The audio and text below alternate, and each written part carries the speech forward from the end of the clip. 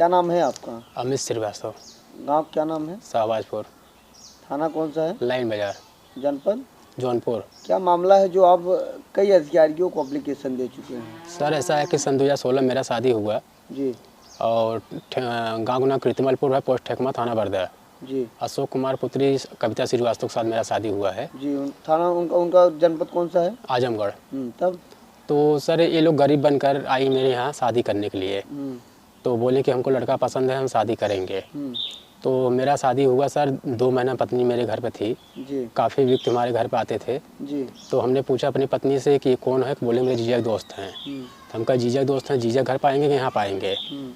तो उसके बाद उनकी माँ और जमुर्ता मौर्य, सीताराम यादव, सत्येंद्र यादव और मेरे साढ़ू टिंकू श्रीवास्तव, ये लोग आए, विदा उदा करा के ले गए। मेरी माता जी गहना वहना सब ले गई, बोली कि तुमको निवासा मिला है, तुमको वहाँ भी रहना है, यहाँ भी रहना है।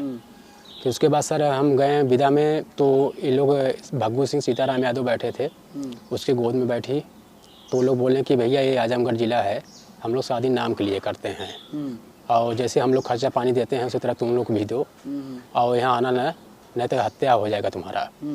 उसके बाद सर जी उसके पेट में सन 2017 22 जून को मेरे उसके पेट में 6 महीने मेरा बच्चा था। तो सत्येंद्र यादव, संदीप श्रीवास्तव, टिंकू ने मिलकर मेरे बच्चे गर्भपात करा दिए और खेत में गाड़ दिए। तो गांव द्वारा, उनके प्रधान द्वारा मुझे फ़ोन आया, तो हम अपने पिता को लेकर थाना चौकी पर गए, ठेकुआ चौकी पर।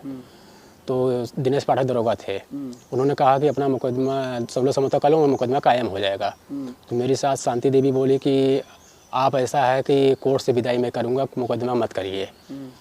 तो पापा बोले कि चलिए ठीक है। तो मेरे बच्चे को पोस्टमार्टम भी हुआ, रिपोर्ट भी नहीं मिला, सब गलत कर दिया गया है। और हम विदा का दावा किए तो मेरी पत्नी दहेज की केस कर दी। उसके बाद वो हाजिर भी नहीं हुई कोर्ट में, दोबारा हाजिर हुई, फिर दोबारा फिर विदा केस चला, फिर उसमें भी जीत गए हम। उसके बाद गई वो इलाहाबाद स्टे लेने के लिए, तो स्टे भी खारिज हो गया, फिर विदा का आर्डर हुआ। प्रेजेंट टाइम संदीप श्रीवास्तव साथ रह रही है, एक बच्चा भी हुई है और धंधा भी सेक्स रैकेट धंधा चलाते हैं ये लोग। जी क्या चलाते हैं लोग? सेक्स रैकेट धंधा चलाते ये हैं। कहाँ चलाते हैं? ये अपने ही घर पे चलाते हैं। ये ठेकुआ कहाँ, किसी का है कोई जानकारी है कहाँ कहाँ चलता है? जी, ये रुअट्टा टिंकू अपने घर में ही चलाता है। और ये ठेकुआ मेरा जहाँ ससुराल है कृतमलपुर गांव में, शांति देवी अपने घर पे चलाती हैं। ये जमुर्ता मौर्य हैं, वो चलाती हैं। ये कनिदा यादव हैं जो मिर्ज़ापुर गांव है, वो चलाती हैं। एक वो कहाँ चलाते हैं? वो भी घर पर? वो भी घर, सब घर पे चलाती हैं। इनके लोग को बड़ा बहुत नेटवर्क है और जितना भी प्रूफ है मैं प्रूफ भी आपको दिखाया हूँ।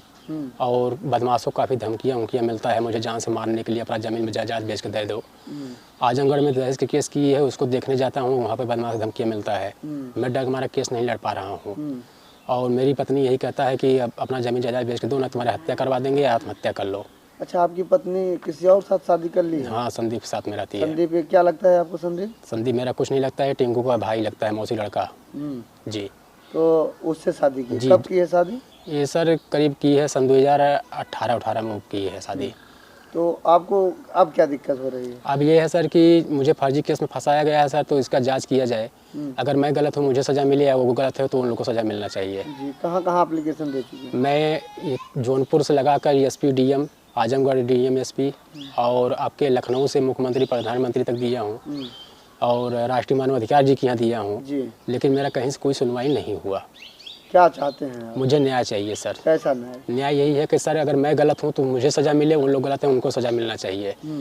ये लोग जो फ्रॉडगिरी से 3 शादियाँ करती हैं, 1 से 3 सेक्स रैकेट धंधा चला रही हैं, गरीब बनकर शादी कर रही हैं। इनके पिता कहाँ हैं? अशोक कुमार श्रीवास्तव जो मेरा शादी करवाया वो नहीं आ रहा है। टिंकू श्रीवास्तव कहाँ है? वो नहीं मिल रहे हैं।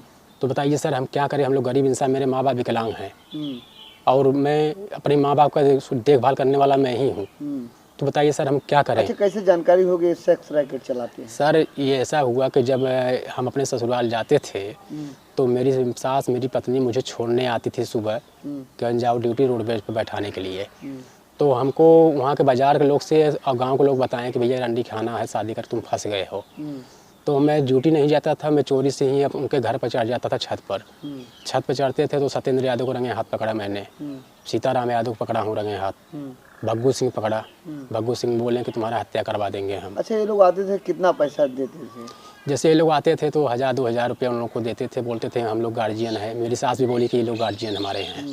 तो हम लोग, लेकिन आप श्रीवास्तव हैं, वो लोग वही यादव तो हैं, सर, अलग-अलग हैं। वही तो सर, हम दूरी से जी अदर गांव से आ रहे हैं, अदर जिला से आ रहे हैं। मैं अपने साथ से ये बात भी पूछा कि ये ठाकुर हैं, यादव हैं, आप तो श्रीवास्तव हैं। हम लोग ऐसा नहीं कहें बेटा, देखो हम लोग का गार्जियन यही है। और हम लोग शादी नाम के लिए करते हैं। हमारे चंगुल में जो फंसा वो मरने के बाद ही छुटकारा मिलता है। तो बस सर हम क्या करें बताइए, आप लोग हमें क्षमा कृपा कर दीजिए। मेरा सुनवाई नहीं हो रहा था कहीं से।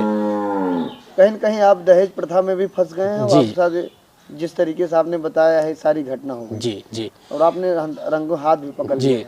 और मेरे किसको रंगे हाथ पकड़े थे अपने बीवी के साथ में? सत्येंद्र यादव के साथ, सत्येंद्र यादव। सीताराम यादव, जी। भग्गू सिंह, 3 कितनी लोग। उम्र होगी लगभग? देखिए सत्येंद्र यादव तो हम लोग के जो है करीब यही आपके 30-35 से चल रहा है। और जो सीताराम यादव हमारे पिता की उम्र है, जिसको शर्म लगना चाहिए, वो मेरे पिता की उम्र है। उनका एज 50-55 साल है। भग्गू सिंह का भी वही एज है। बताइए सर हम क्या करें? ये लोग आप बिस्तर पे पकड़ लिए हाँ थे। जी। फिर आपकी पत्नी क्या बोली? हमारी पत्नी बोली कि अगर ये बात कहीं कहोगे तो तुम्हारा हत्या करवा देंगे। हम लोग बहुत खतरनाक इंसान है।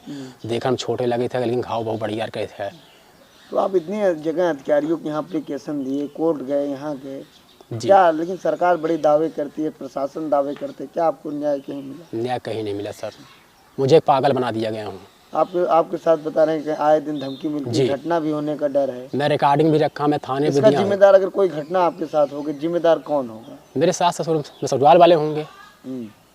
ससुराल वाले होंगे, क्योंकि सरकार प्रशासन जो अपने ऊपर जिम्मा लेगा नहीं।